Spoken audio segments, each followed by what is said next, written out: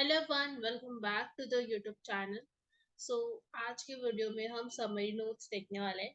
तो जो S Y BAIF के स्टूडेंट्स के लिए ये वीडियो है।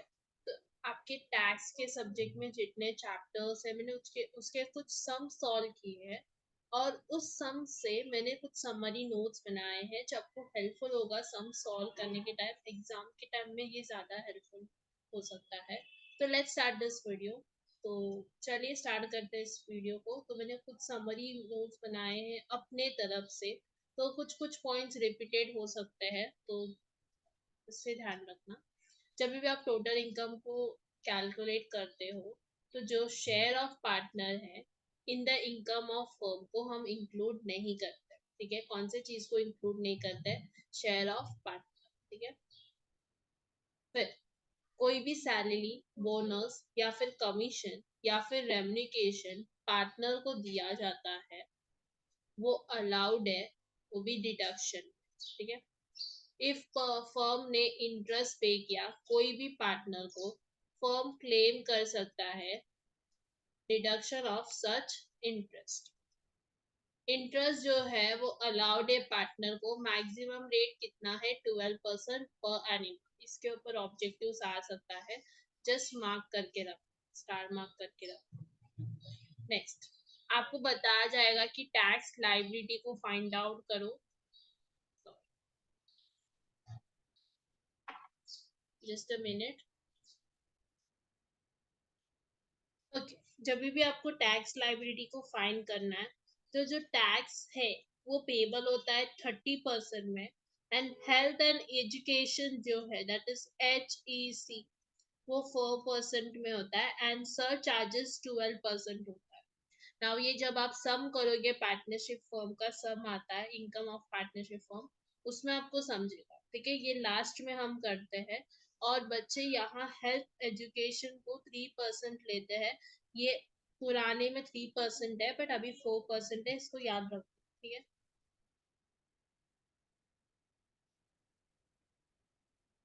ओके, समझा? चलो नेक्स्ट। हाँ, तो ये एप्लीकेबल होता है इफ ग्रॉस टोटल इनकम जो है वो ज्यादा है, 1 करोड़ से ज्यादा है तब। ठीक है। सर चार्जेस 12% एप्लीकेबल कब होता है? जब ग्रॉस टोटल इनकम जो है वो 1 करोड़ से ज्यादा है तब। ठीक है। फिर इफ आपको पार्टनरशिप शेयर इन फर्म्स का इनकम ढूंढना है तो मैंने ये सब में देखा था कि जहां फर्म्स का टैक्सेबल इनकम को आप डिवाइड करोगे profit sharing ratio and firm का टैक्सेबल इनकम, दूसरा फॉर्मूला आपके टेक्स्ट बुक में है, firm's taxable income into share of partner in the ratio specified in partnership deed upon total profits of the firm. ना long term capital gain जो है वो taxable होता है कितने परसेंट में? 20%। एंड जो शॉर्ट टर्म कैपिटल गेन है वो टैक्सेबल होता है कितने परसेंट में? 15% में। एंड जो कॉजल इनकम जो है वो टैक्सेबल होता है 30%। 20, 15 एंड 30%, ऐसे याद रख सकते हो। नेक्स्ट, यहाँ तक आई थिंक आपको कुछ भी डाउट नहीं है, तो let's go head. Section 40B में बताया कि मैक्सिमम डिडक्शन है, इंटरेस्ट एंड रेम्युनरेशन अलाउड है। तो इंटरेस्ट जो है अप टू 12% पर एनिमा में, या फिर रेट जो पार्टनरशिप डीड में स्पेसिफाइड है विच एवर इज लोअर। ठीक है। देखो पार्टनरशिप डीड में स्पेसिफाइड है एट 8% और मैक्सिमम कितना है? 12%। इसमें से जितना कौन सा भी लोअर है उसे हम लेंगे। ठीक है, वो अलाउड होगा, दैट इज 8%। समझा? Next, remuneration to working partner. तो वर्किंग पार्टनर को रेम्युनरेशन देते हो तो स्पेसिफाइड होता है पार्टनरशिप डीड में। एंड रेम्युनरेशन आप फॉलो कर सकते हो as per the table whichever is lower. ठीक है। देखो ये आप सम सॉल्व करोगे तो समझेगा। ठीक है। फर्स्ट तो 3 लाख लोगे, लिमिट जो है वो 1,50,000 और फिर 90% है। Okay, which ever is more. Balance होगा 60%। ये जो चीज है, ये पॉइंट जो है वो अभी आपको नहीं समझेगा, बट आप जब सम करोगे तो समझेगा। तो इसके ऊपर सम कर लेना, आपको ज्यादा समझेगा। Calculation of book profit. Okay, book profit, BP means book profit. Book profit कैसे मिलता है? तो जो नेट प्रॉफिट है as per PNL account after making all the adjustments, exception 40 भी, ठीक है, सभी एडजस्टमेंट्स करने के बाद जो नेट प्रॉफिट मिलता है पीएनएल अकाउंट का, देखो पीएनएल अकाउंट आप बना, पहले ही आपको बना के दिया जाता है, वहां नेट प्रॉफिट लिखा जाता है, वही अमाउंट आपको लेना है। उसमें से आप माइनस करोगे जो भी इंटरेस्ट अलाउड है टू द पार्टनर्स, किसके अंदर, अंडर सेक्शन 40 बी के अंदर, एंड फिर आपको बुक प्रॉफिट मिल जाएगा। नाउ जब भी आप सम सॉल्व करते हो तो कुछ बहुत सारे स्टेप्स है, मैंने लिखे हैं वो स्टेप्स को, तो वो स्टेप्स समझेगा, ठीक है। ये सिर्फ आपको एग्जाम में ऑब्जेक्टिव्स में पूछा जा सकता है, बस। ये सम्स में ऐसे हम नहीं करते, सम्स में हम क्या करते हैं वो हम अभी देखेंगे। तो book profit is equal to net profit plus, book profit कैसे मिलता है, net profit plus disallowed expenses minus non business income, ऐसे हमें मिलता है book profit. Now disallowed expenses में कौन से चीजें आती है? तो municipal taxes of house property, other expenses, depreciation, remuneration to the partner, interest on loan to the partner, local taxes, let out property का ये, salary to partners, commission to partners, partners को आप salary दे रहे हो, remuneration दे रहे हो या फिर commission दे रहे हो, तब ये सब disallowed में आता है। collection of charges of in interest on securities, bad debt reserve, income tax, interest on capital at कितना परसेंट हो बता, ये सब चीजें इसमें आती है।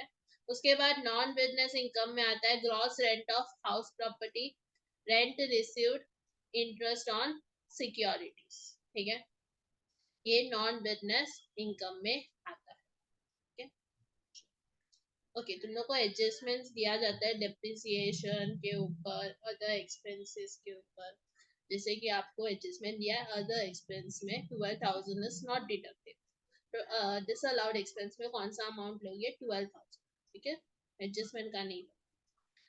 डेप्रिसिएशन का भी आता है, डेप्रिसिएशन का भी आपको एक हिंट बता देती हूँ, मैंने इसमें लिखा नहीं है बट मैं बता देती हूँ आपको। डेप्रिसिएशन का अमाउंट पीएनएल में 45,500 दिया जाता है, एंड आपको एडजस्टमेंट में दिया जाता है कि डेप्रिसिएशन हैज पर सेक्शन 32, हैज पर सेक्शन 32 इज 31,500, कौन सा अमाउंट लोगे आप लोग, 31,500, किधर डिसअलाउड एक्सपेंसेस, ठीक है, वैसे सेंटेंस दिया है तो, ठीक है, ये बात याद।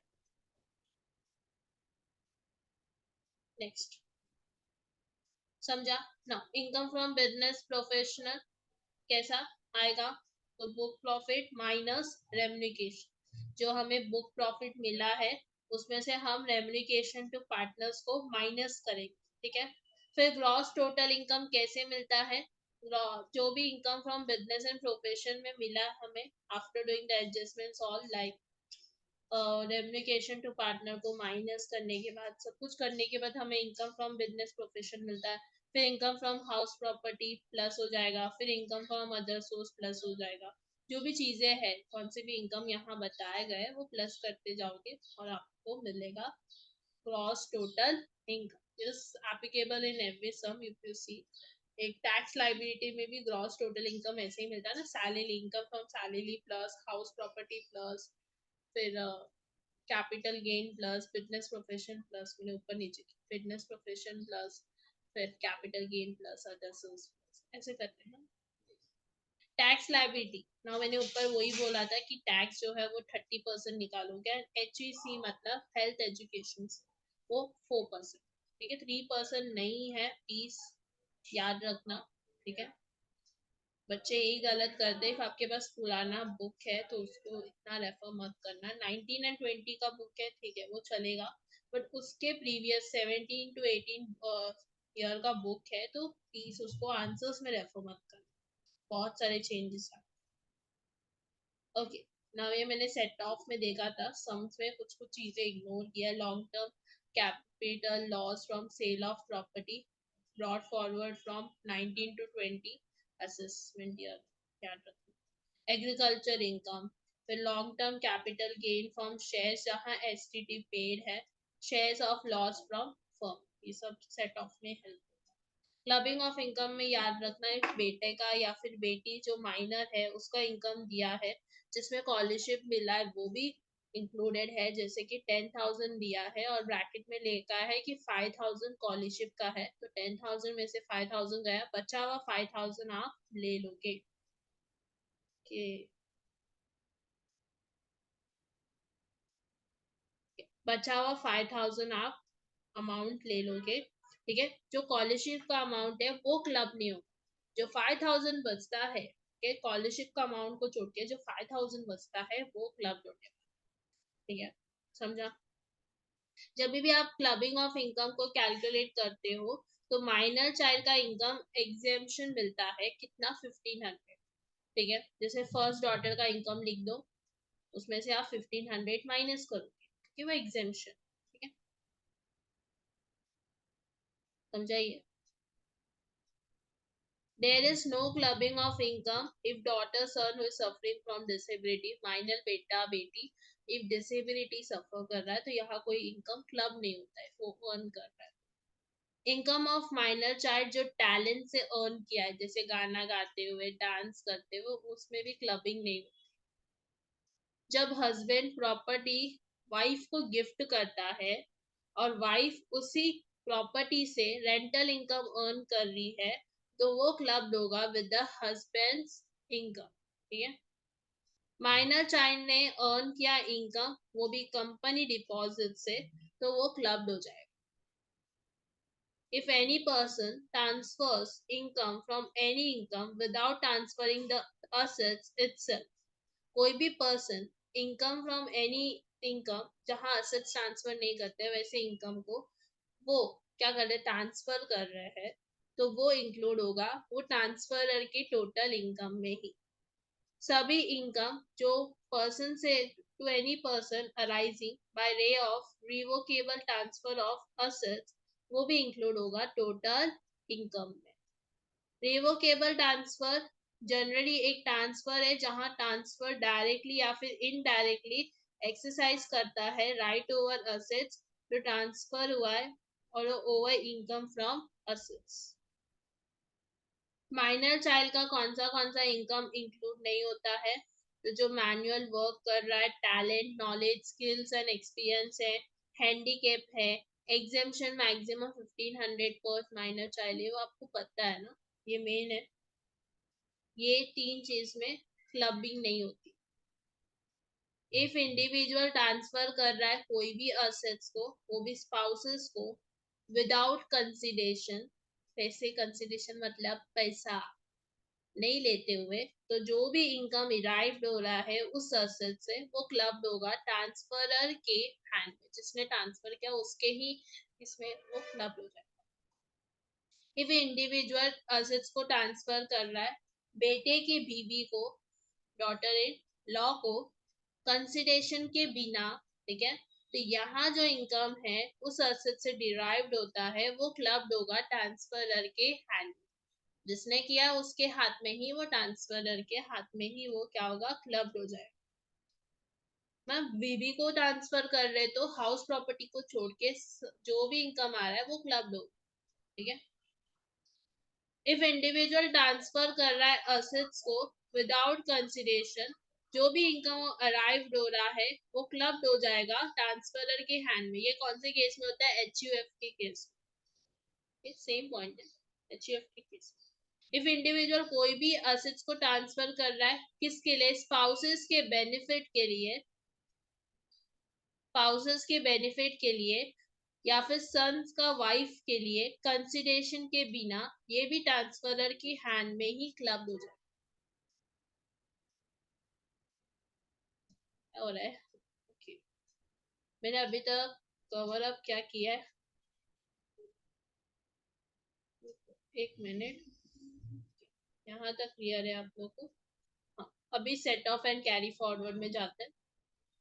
जब भी आप टोटल इनकम को कैलकुलेट करते हैं कोई भी इंडिविजुअल का, तो income from salary computed plus income from business and profession plus income from capital gain plus income from others, ये सब प्लस करोगे तो आपको मिलेगा वो। ओके, ये आपका सबका ये इम्पोर्टेंट नहीं है। whenever loss from house property is given, तो इसको आप सेट ऑफ कर सकते हो। तो ज्यादातर सम्स में सैलरी में या फिर कैपिटल गेन में ही सेट ऑफ किया, ठीक है, मतलब लेस किया उसको, ठीक है। इस सैलरी और कैपिटल गेन दिया उसमें ही आप माइनस करो, ठीक है। सैलरी दिया है तो उसमें से आप सैलरी के जो अमाउंट है उसमें से आप क्या करोगे, लेस करोगे क्या, loss from house property. Income from business and profession के अंदर इनकम फ्रॉम ट्रेडिंग बिजनेस आ रहा है। Okay, brought forward from trading business. Okay, तो आप अमाउंट लिख दोगे इन अ कॉलम, ठीक है। फिर brought forward loss from trading business minus करोगे और आपको अमाउंट मिल जाएगा। नाउ ईयर इंपॉर्टेंट है, ईयर्स देखते जाना। इनकम फ्रॉम स्पेक्यूलेटेड बिजनेस लिख दो, फिर loss from non speculated business और अमाउंट आ जाएगा। ये किधर जाएगा, statement of loss transfer for assessment year. Now एक क्वेश्चन है जो मुझे आप सबसे डिस्कस करनी है सेट ऑफ का, और बहुत इंपॉर्टेंट है, तो उसको याद रखना। या क्वेश्चन है कि या तो उन्होंने आपको शुगर बिजनेस का इनकम दिया है और उस शुगर बिजनेस का इनकम के बाद उन्होंने बोला है लॉस फॉरवर्ड फ्रॉम 2014 टू 15।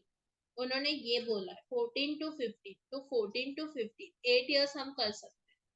तो 14 टू 15 कितना होता है, अभी काउंट करोगे तो 10 इयर्स होता है ना, तो वो आप क्या करोगे, वो आप स्टेटमेंट ऑफ लॉस ट्रांसफर में नहीं लिखोगे, मतलब उसको सेट ऑफ करेंगे बट कैरी फॉरवर्ड नहीं करेंगे।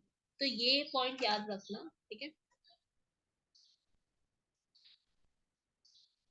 Next, income from capital gains में पहले तो long term capital gain from the sale of urban land, जिसमें माइनस होगा long term capital loss on the sale of shares, long term capital loss on the sale of listed shares in the recognized stock exchange minus short term capital loss on sale of property short term वाला and long term loss from profession, ये सब minus हो जाए capital gain, ठीक है।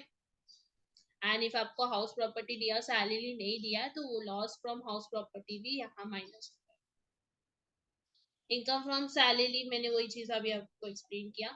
अंदर other sources में कौन से आते हैं, card games, building from lotteries, dividend, bank interest, dividend from Indian companies. क्या एग्रीकल्चर इनकम आएगा, नहीं। लॉन्ग टर्म में जो भी कैपिटल गेन है जो शेयर से हो रहे हैं, एसटीटी पेड है, वो हम नहीं लिखेंगे। But if long term capital loss हो रहा है वो भी सेल ऑफ शेयर्स में, तो एसटीटी नॉट पेड आ रहा है तो हम लिखेंगे।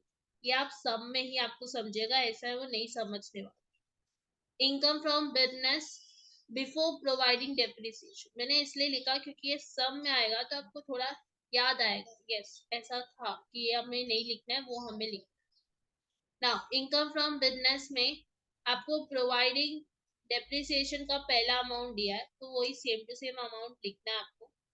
उसमें से आप करंट ईयर का डेप्रिसिएशन माइनस करोगे, फिर ब्रॉड फॉरवर्ड का माइनस करोगे, and income from T business दिया है कितने भी परसेंट दिया है वो आप माइनस, ठीक है, और आपको मिल जाए। मैंने वही चीजें यहाँ लिखी है।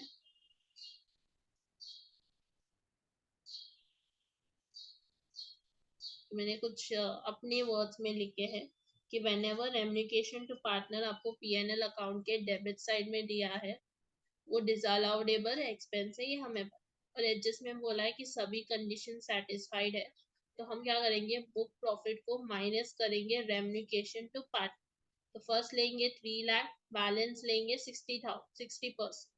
अब ये जो सम है ये थोड़ा सा आप सम करोगे तो ही समझेगा। आई थिंक मैंने इसके ऊपर अलग से सम का वीडियो तो लाया होगा, नहीं लाया तो मैं लेके आ जाऊंगी। अभी क्या होता है मैं आपको इसके ऊपर सम ही बता देती हूँ तो आपके लिए इजी पड़े। बुक प्रॉफिट आपको मिला है 483400।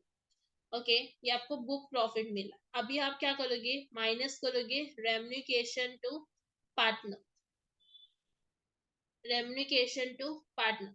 तो पहले तो आप 3 लाख का, फर्स्ट 3 लाख है तो 90% निकालोगे तो आपको मिलता है 2,70,000। आप फर्स्ट कॉलम में लिख देना 2,70,000।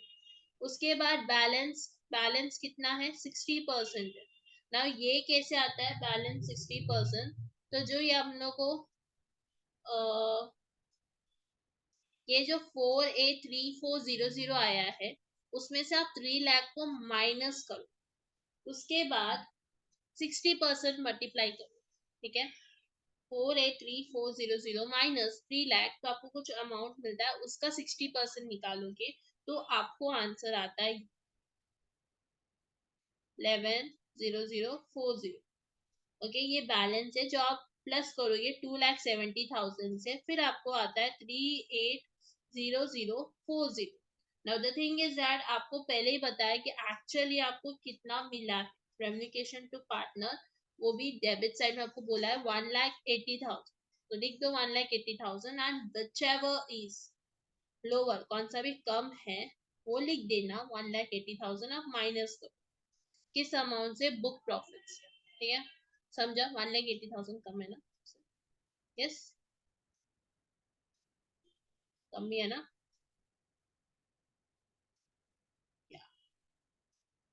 समझा, ये इजी है, ये बात याद रखना। मैंने ये इसलिए करवाया क्योंकि आपको डाउट आ सकता है इसमें।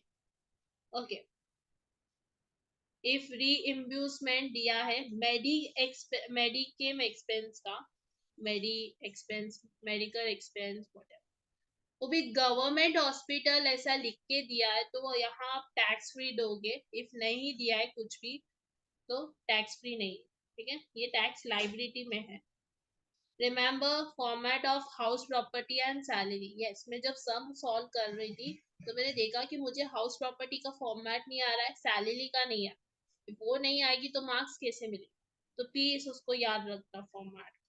तो हाउस प्रॉपर्टी का फॉर्मेट कैसा है, municipal valuation, fair rent whichever is higher, standard rent whichever is lower, actual received whichever is higher, gross annual value मिलता है जिसे हम म्युनिसिपल टैक्स को माइनस करते हैं जिससे हमें मिलता है नेट टैक्सेबल इनकम। इधर आता है डिडक्शन अंडर 24, ये याद रखना। और सैलरी में कुछ डिडक्शन अंडर 16 है ना, देखेंगे आगे आएगा ना तो पता चले। उसमें आएगा first standard 30% of NAV, interest on loan, एक मिनट, जिससे आपको मिलेगा gross total income. Now, in disallowed में depreciation as per section 32 दिया तो मैंने बताया था कि कैसे माइनस करना है, बट आपको एडजस्टमेंट दिया है allowance under income tax rules is ऐसा लिख के दिया है। तो ये आप PNL अकाउंट का ही अमाउंट लोगे डिसअलाउड में, और फिर वो टैक्स लाइबिलिटी का बोल रही हूँ मैं, टैक्स लाइबिलिटी में ये है जस्ट अ मिनट।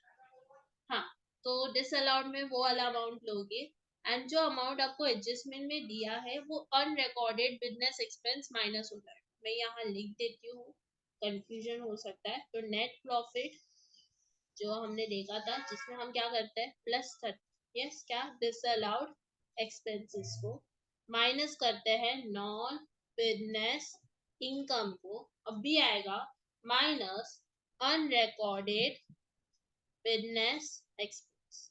ओके, उन्होंने उसमें बताया कि वो रिकॉर्डेड नहीं है डेप्रिसिएशन, तो हमने माइनस बस। एंड और एक चीज आती है प्लस अनरिकॉर्डेड बिजनेस इनकम, ये आती है। ठीक है, समझा।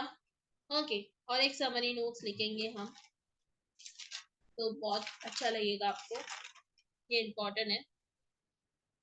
डिडक्शन अंडर 6A इसमें है ये, ठीक है ना। ये बात याद रखना, 80C का मतलब क्या होता है, लाइफ इंश्योरेंस प्रीमियम पेड, ठीक है, अपने इंश्योरेंस प्रीमियम पे किया वो। फिर फिर इन्वेस्टमेंट इन PPF, फिर purchase of NSC, interest on purchase on NSC, interest on NSC,